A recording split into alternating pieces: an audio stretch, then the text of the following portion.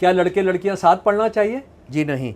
दोनों की शरीर की रचना ही कुछ ऐसी है कि उनमें एक दूसरे को आकर्षित करने का विलक्षण शक्ति मौजूद है। नित्य समीप रहकर संयम रखना असंभव हो जाएगा। आप बताइए कितना अपनी बेटियों को, अपनी बहुओं को, अपनी बच्चियों को कितना जलील कर रहे हैं कि वो बस सेक्स चाहती हैं, और उनको जो है लड़के के साथ खड़ी होंगी तो वो उनके साथ रहने पे उनकी जो है असमत जो है वो चली जाएगी। आप बताइए, ये मुसलमान औरत के बारे में नहीं कह रहे हैं, ये हिंदू अपनी घर की बच्चियों के बारे में कह रहे हैं। आप उन पर विश्वास ही नहीं करते, आप उनको सिर्फ एक सेक्स की एक जीव मानते हैं। इतना शर्मनाक है ये सुनना और मेरे लिए पढ़ना। अगर पति मारपीट करे, दुख दे, तो पत्नी को क्या करना चाहिए? पत्नी को तो यही समझना चाहिए कि मेरे पूर्व जन्म का कोई बदला है, ऋण है जो इस रूप में चुकाया जा रहा है, अतः मेरे पाप ही कट रहे हैं और मैं शुद्ध हो रही हूँ। पीहर वालों को पता लगने पर वो उसे अपने घर ले जा सकते हैं, क्योंकि उन्होंने मारपीट के लिए अपनी कन्या थोड़ी दी थी। और ये सरकार, मोदी की सरकार बिकवा रही है ये। इस पर कोई मुकदमा नहीं होता, इस पर कोई लिबरल हिंदू जो है कोई जाकर सवाल नहीं उठाता, एफआईआर नहीं कराता है कि ये किताब कैसी बिक रही है हिंदू औरत को पीटने के बारे में। यही तो इस देश की त्रासदी है। अगर आपके साथ बलात्कार हो जाए तो उसने चुप रहना चाहिए। जहां तक बने स्त्री के लिए चुप रहने बढ़िया है, पति को पता लग जाए तो उसको भी चुप रहना चाहिए।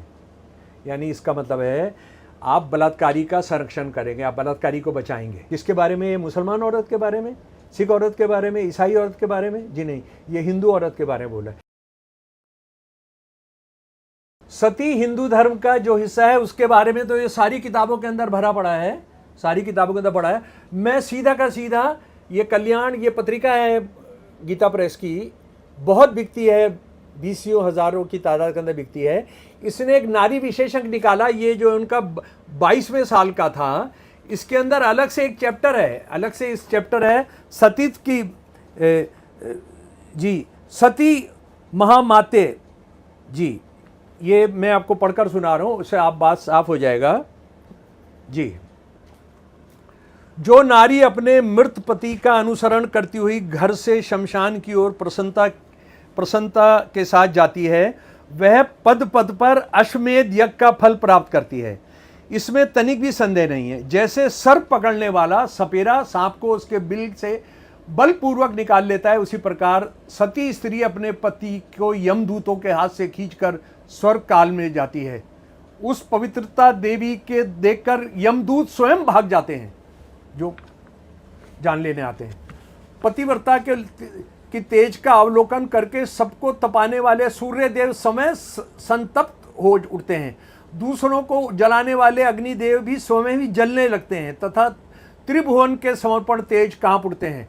अपने शरीर में जितने रोए हैं उतने आयुध कोटि, उतने ही खर्व वर्षों तक पवित्रता स्त्री स्वर्ग में पति के साथ व्यवहार करती है, सुख भोगती है। संसार में वह माता धन्य है और पिता धन्य है तथा वह भाग्यवान पति धन्य है जिनके धर्म में पतिव्रता स्त्री विराजती है। यानी आप क्या कर रहे हैं कि आप सती का फंक्शन मनाइए, उसका मंदिर बनाइए। ये भी साफ कह रहे हैं कि जो सती हो गई उनको याद, वो गैर कानूनी जुर्म नहीं है, वो भारत के संविधान की अवहेलना नहीं हुई, वो तो आप उसके मंदिर बनाइए जी। पतिव्रता का चरण जहां जहां धरती का स्पर्श करता है वो स्थान तीर्थ भूमि के भांति मान्य है। इसीलिए हम देखते हैं हमारे देश में बहुत सारे सती मंदिर हैं। चांदी चौक के अंदर एक सती मंदिर है, चांदनी चौक के अंदर जी। वहां भूमि पर कोई भार नहीं रहता, वो स्थान परम पावन हो जाता है। सूर्य भी डरते डरते ही अपनी किरणों से पवित्रता का स्पर्श करते हैं। चंद्रमा और गांधर्व आदि अपने को पवित्र करने के लिए उसका स्पर्श करते हैं और किसी भाव से नहीं। जल सदा पवित्रता देव के चरण स्पर्श की अभिलाषा करता है। और इस किताब के अंदर तो वही उन्होंने बताया है कि ये हिंदू धर्म की रीढ़ है। स्वामी राम सुखदास जी बता रहे हैं हिंदू धर्म की रीढ़ है। और ये अंग्रेजी के अंदर भी है, अंग्रेजी के अंदर इसके अलग अलग एडिशंस हैं जनाब, लाखों की तादाद के अंदर छप रहा है। ये जो गृहस्थ में रहे, ये पिछली बार कितना छपा है वो मैं आपको बता देता हूँ। ये पिछली बार 15,000 छपा है, अब तक इसकी 18 लाख कॉपियां छप चुकी हैं। 40 रेलवे स्टेशन पर ये बिकती है। तो आप ये समझ लीजिए कि इस देश के अंदर महिला दिवस मनाना क्यों ज़्यादा ज़रूरी है, वो बाकी उनके सारे अधिकार छोड़िए, आप उनको इंसान मानिए। इंसान मानने के लिए इस लड़ाई को लड़ना बहुत ज़्यादा ज़रूरी है।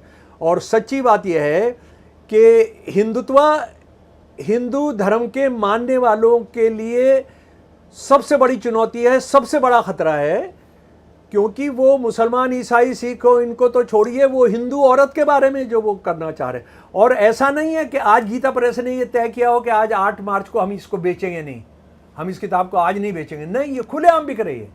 बल्कि आज आरएसएस वाले बहुत सारी जगह इसके पाठ करा रहे होंगे, मनुस्मृति के पाठ करा रहे होंगे कि हमको ये वेस्ट से जो आया है इसको हमको लेने की ज़रूरत नहीं है, ये तो विदेशी चीज़ें, विदेशी तेल आ जाए, विदेशी डॉलर आ जाए, वर्ल्ड बैंक से पैसा आ जाए, हाँ जी, विदेशी खाने का तेल आ जाए, विदेशी दारू आ जाए, विदेशी कंप्यूटर आ जाए, उससे आपको कोई आपकी बेइज्जती नहीं होती है, राष्ट्र की कोई बेइज्जती नहीं होती है। लेकिन अगर आप औरत की आज़ादी की लड़ाई की बात कर लें, आप समाजवाद की बात कर लें, तो वो से जो है हिंदू धर्म को ख़तरा हो जाता है, हिंदुत्व को ख़तरा हो जाता है। तो मेरे प्यारे दोस्तों, मैं क्या बताने की हमने कोशिश की है आज स्वतंत्र के साथियों ने और मैंने, कि महिला दिवस जो है एक दिन मनाने के बजाय उनको आपने हर रोज़ मनाना है इस तौर पर कि आपने हर रोज़ उनको इंसान मानना है।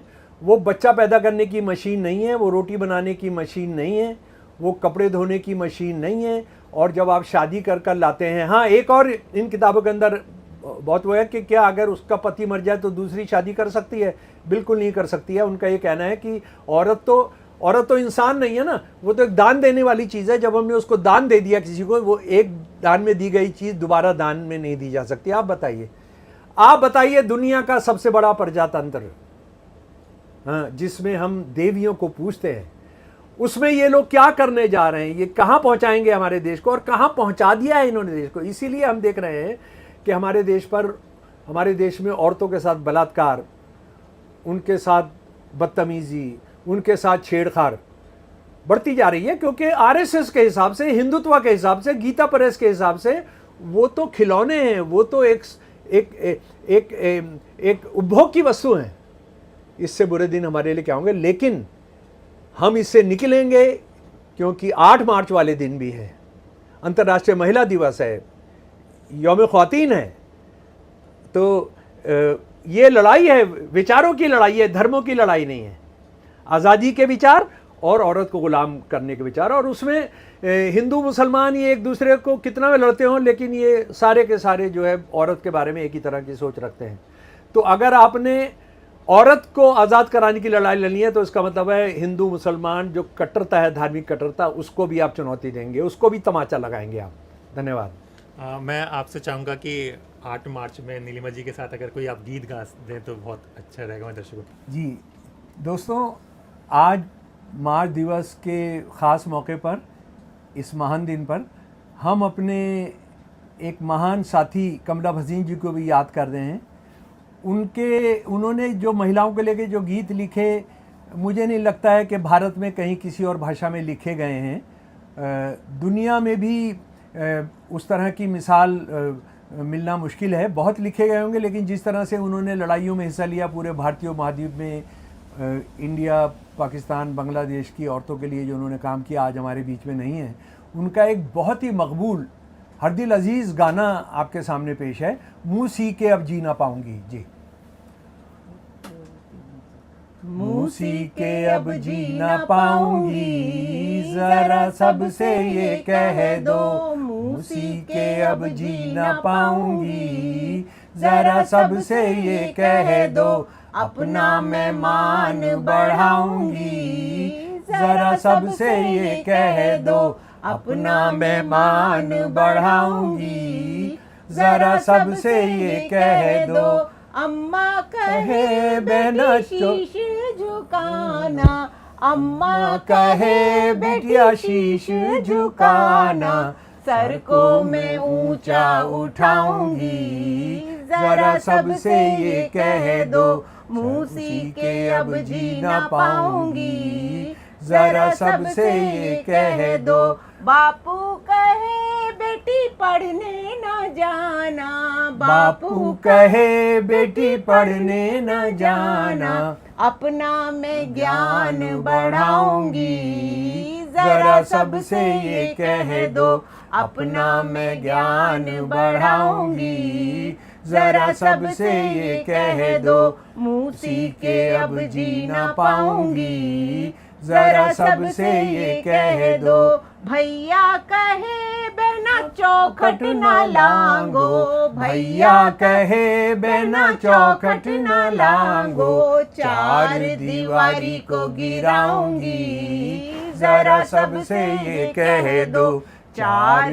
दीवारी को गिराऊंगी, जरा सबसे ये कह दो, मूसी के अब जी न पाऊंगी, जरा सबसे ये कह दो। और शास्त्र कहे पिता पति है स्वामी, शास्त्र कहे पिता पति है स्वामी, ये शास्त्र कहे पिता पति है स्वामी, शास्त्र कहे पिता पति है स्वामी, अब ना गुलामी कर पाऊंगी, जरा सबसे ये कह दो, रिश्ते बराबर के बनाऊंगी, जरा सबसे ये कह दो, रिश्ते बराबर के बनाऊंगी, जरा सबसे ये कह दो, मूसी के अब जी ना पाऊंगी, जरा सबसे ये कह दो। आप सबको अंतर्राष्ट्रीय वुमेंस डे की मुबारकबाद। आपको जो भी बताया गया है, शमसुल इस्लाम साहब की ये खासियत है कि वो सब आरएसएस और उनके दस्तावेज़ों के साथ ही आपको बताते हैं। तो ऐसी तरह के कार्यक्रम जारी रहेंगे। देखते रहिए दासोतंत्र। नमस्कार।